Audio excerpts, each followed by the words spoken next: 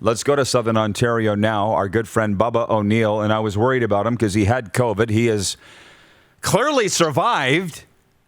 Bubba, welcome to the RP Show. How are you, my friend?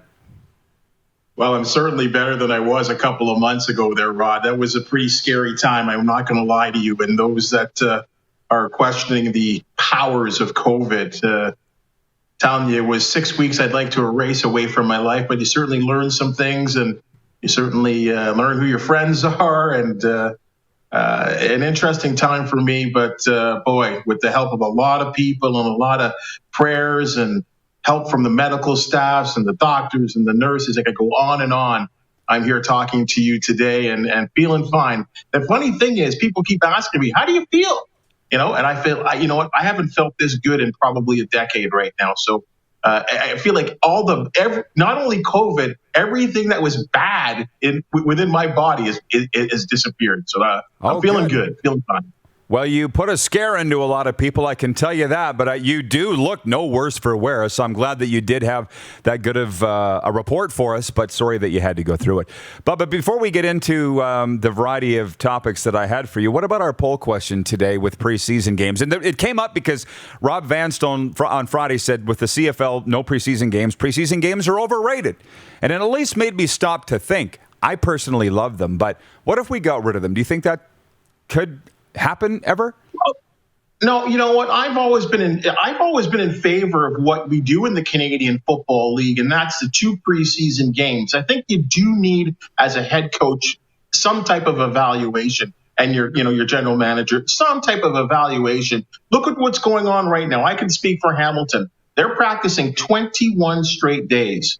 I would believe that after facing someone or at least a couple of the similar people for 21 straight days, it would become tough to evaluate because you're not going 100%. You need a couple of those games at full speed, football speed, against someone else that you're, battling with on another team to really truly evaluate a football player. So I don't think I think it's in the benefit. I don't know about the NFL and how they used to do with 4 preseason games, but at the end of the day, I do believe it is a good evaluation tool. We just don't need 4 games, but I think the CFL has always had it right with 2. From some of our viewers, Mike Horgan watching on YouTube says, Bubba, you're okay? Good to see you. From the 905. David Ice in Winnipeg. Glad you are good to go, Bubba. From John Ohm in Winnipeg. Glad you pulled through COVID-19, Bubba. Bless from Tacona Powley in Winnipeg. Oh, this isn't about you. He says preseason games are must in all sports. I thought it was another Bubba comment here. Very popular in Winnipeg, Bubba. Whatever you're doing. What's the sports topic in the hammer right now? Ticats, NHL, expansion draft. What is it? What's hot? Well, obviously, the Tiger Cats are going to reign supreme, I would think, for the next 6 months. A lot of excitement here. Let's be honest.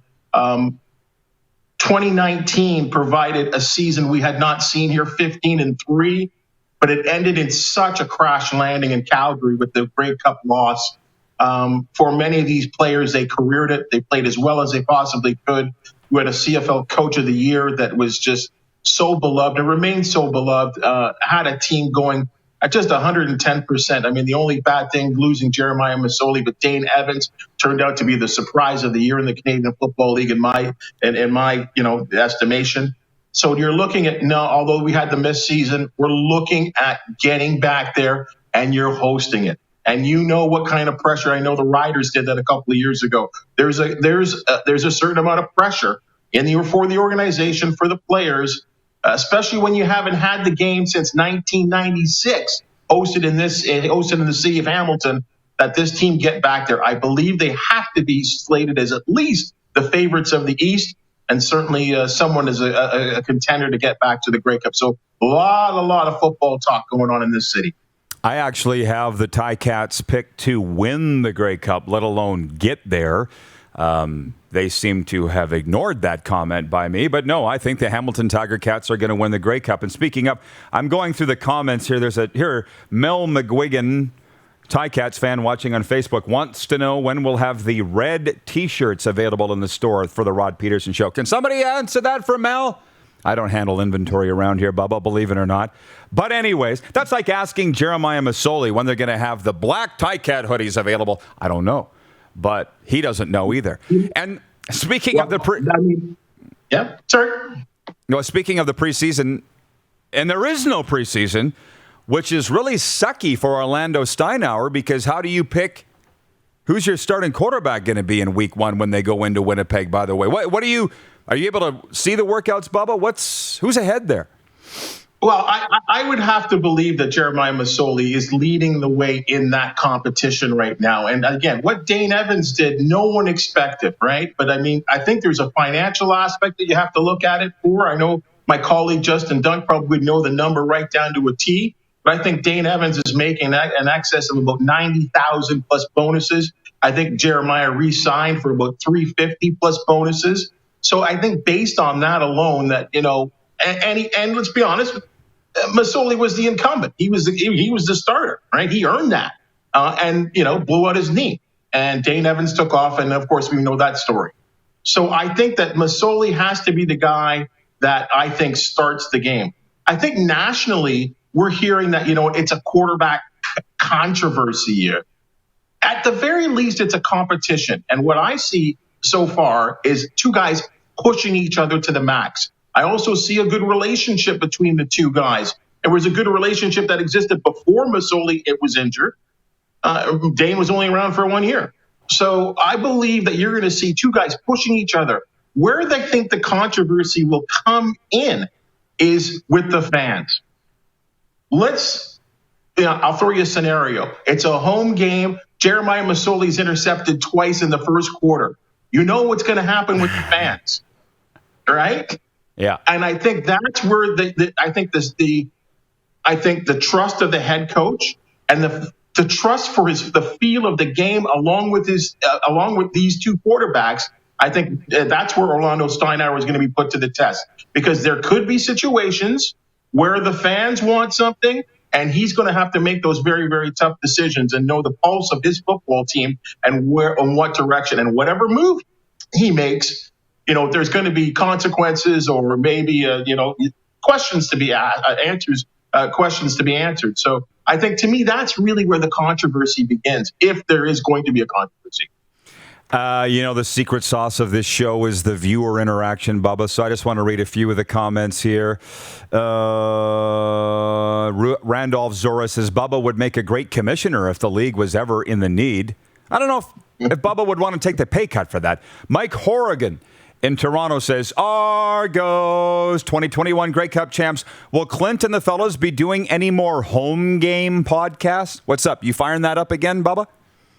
That was one of the fun things about the pandemic. There wasn't a lot of things about the pandemic that I think any of us liked. And I think you're talking about, myself, Steve Milton, the senior writer of sports in our area, CFL for sure.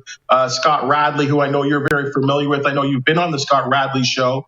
And Rick Zamperin, who's a guy that used to call games for the Tiger Cats. And we just came together as sort of the voices and spaces and scribes of Hamilton sports, and did a podcast. And we're going to continue to do that. I think probably not as often. We're doing up to as many as 3 a week at sometimes. I think we're going to back down a little bit though as everything gets going. But a lot of fun. I think, hey, that seems to be the way to go nowadays is the podcast. And a guy that's got a big mouth like myself, it allows me an opportunity to really say what I feel, because when you're on the newscast, you're a little bit more tighter and a little bit more scripted in what you have to say.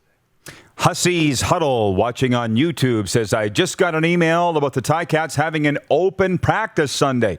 So excited.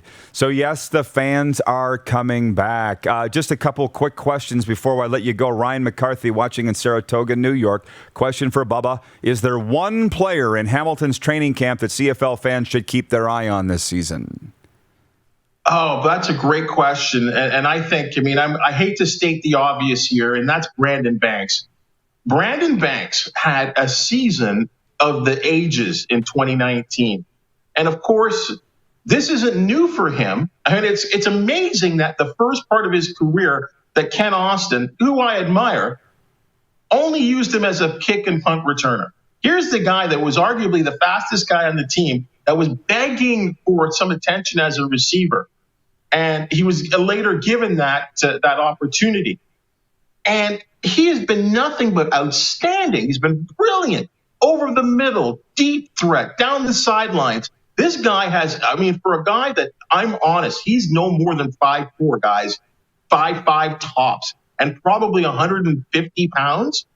He has a fearlessness about him, which I just think is unmatched in the league. And I think, again, putting up the big numbers, MOP numbers, I think you're going to see he's still the guy to watch, I think, in camp. And I think the guy that really is going to excel and lead that Tiger Cats offense. Because there's not a lot of changes overall, Rod. Like it's kind of the same team. I think you're going to see a new kicker because Liam Haralahu is chasing his NFL dreams. So that's kind of a loss there. He was an Eastern All-Star. But you got pretty much the same core. You're going to see pretty much the return of Sean Thomas Erlington, who I have a lot of regard for as a running back. The defense is kind of the same, other than the middle linebacker. Jovan Santos Knox moves into the middle. And, we actually had 3 guys in the last 3 years there. So it's a very similar team. But to answer the question, I think Brandon Banks is the guy that you want to watch because I think he's that fun to watch. Yes or no answer here. Last one from Eugene Jankowski wants to know, will Bubba be involved in McMaster football broadcasts? That's being worked out still. Obviously, you know what is sad, I think you could agree to this, is that our industry is changing so much. TSN Hamilton no longer exists, and which I did the play-by-play and the color commentary, depending on the year. So that's still being negotiated. The fun part is that the McMaster Marauders are the defending Yates Cup champions and lost the Mitchell Bowl to Calgary. They're a contending team. They were young 2 years ago. They're still pretty young right now. I'm hoping to be, if that's the case. I certainly hope they have me back. Rod, you know it. There's something about sitting at the desk and talking about sports. But when you're calling games or being the color commentator for games, live events, there's a whole new juice about you, is there not? You not agree with that? It's changed from what it used to be, that role, but that's a topic for another time. It's certainly fun, but It's not like it used to be. Bubba, next time we'll talk Hamilton Honey Badgers. We got a roll, but I appreciate the time and glad to see you're stronger than ever. Yeah, great. Thanks for having me. Again, I say it all the time that I'm on your show. I love what you guys are doing. It's fun to watch, and I think that's what sports is supposed to be all about. Yeah. Fun. Thank you, buddy. Well, I'm glad to have you part of it. Clint Bubba O'Neill checking in from CHCH Television in Hamilton. You're watching Rod Pedersen On Demand. For more of The Rod Pedersen Show, visit rodpedersen.com or follow Rod Pedersen on social media.